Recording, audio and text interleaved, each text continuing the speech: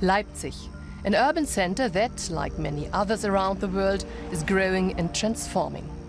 And there's an invisible threat here: fine dust.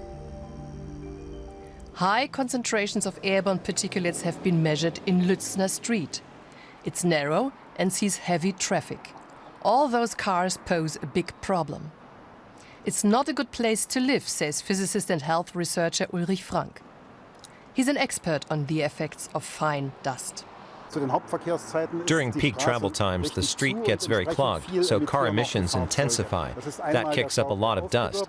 Then there's particulates from wear and tear on tires and brakes, and also the exhaust emitted by the vehicles. Ironically, a major hazard is posed by emissions that still aren't limited by laws. Incredibly tiny specks of dust, ultrafine particles. The filter on the left is new. The other shows how much fine dust accumulates in a single day. The air is full of it, and that has consequences.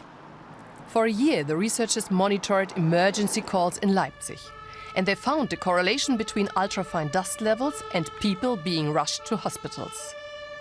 In many places worldwide, pollution is even higher than here. In countries like India or China, or other developing countries, rates of sickness that are attributable to very poor air quality are skyrocketing. Mortality rates and risks for a variety of illnesses have risen. These can manifest in the short term as respiratory or cardiovascular diseases, or have longer-term consequences, like cancer. Researchers also measured fine dust levels in indoor spaces. They wanted to know if it increases a child's risk of developing bronchitis. They found that risk levels do indeed rise when smoking occurred in the child's home or if they lived near major roads. Both factors raise concentrations of ultrafine particles in the air. The scientists also measured where particulate levels in Leipzig were high and where they were low. Look at these wide green zones in Leipzig, for instance. They're not just a source of fresh oxygen, but also serve as long corridors. They allow fresh air to be brought in and pollutants to be transported out. Open urban spaces can also improve air because they allow for better ventilation and reduced traffic.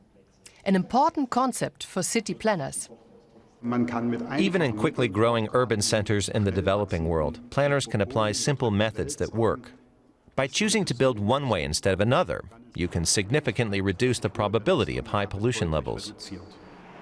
Environmental zones like this prevent vehicles that emit large amounts of fine dust from entering city centers. That does help fight pollution.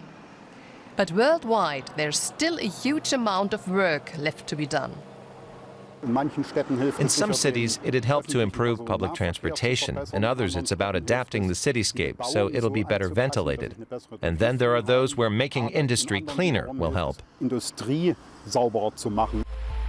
So reducing fine dust in cities is possible. And Ulrich Frank continues to look for ways to help urban residents of the future breathe just a little easier.